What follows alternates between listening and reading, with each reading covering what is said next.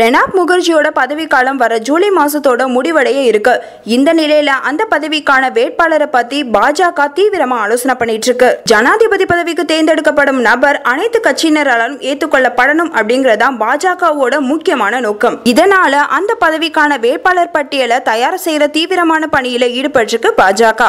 பாஜகவோட மூத்த தலைவர்களான எல்.கே. அத்வானிக்கும் முரளி மனோகர் ஜோஷிக்கும் இந்த வாய்ப்பு வழங்கப்படலாம் அப்படின்னு சொல்லப்பட்டது. ஆனா பாபர் மசூதி இடிப்பு வழக்குல இவங்க ரெண்டு பேருமே சிக்கிக்கிட்டதுனால ஜனாதிபதி தேர்தலில் இவங்களுக்கு வாய்ப்பில்லை அப்படிங்கிறது உறுதியாகி இருக்கு. அது மட்டும் இல்லாம பாலிவுட் சூப்பர் ஸ்டாரான அமிதாப் பச்சன் பேரும் இந்த பட்டியல்ல சில நாட்களுக்கு அடிபட்டுச்சு. அதே நேரத்தில் பனாமா நாட்டுல முதலீடு செஞ்சிருக்க பெயர் பட்டியல்ல அமிதாப் பச்சனோட பேரும் இருக்கிறதுனால அவருக்கும் இந்த வாய்ப்பு பறி போயிருக்கு. இந்த சூழ்நிலையில தான் அப்துல் கலாம் பேரை தேர்வு செஞ்சு திணற விட்ட பாஜக அதே ஃபார்முலாவை இப்ப கடைபிடிக்கிறாங்க.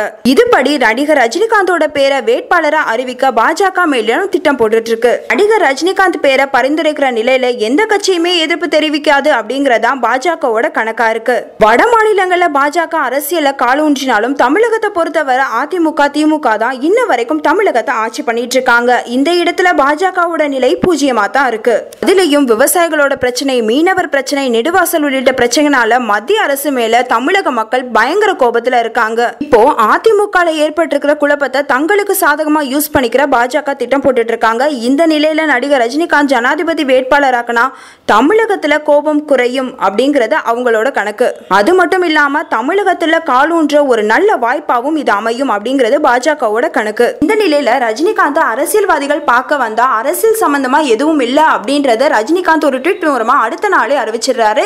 இந்த செய்தியை பத்தி ரஜினிகாந்த் என்ன நினைக்கிறாரு அப்படின்றது நம்மளுக்கு தெரியல. இந்த நியூஸ் உங்களுக்கு பிடிச்சிருந்தா லைக் அண்ட் ஷேர் பண்ணுங்க. உங்க கருத்துக்களை கமெண்ட் பண்ணுங்க. மறக்காம NET TV4U சப்ஸ்கிரைப் பண்ணிடுங்க.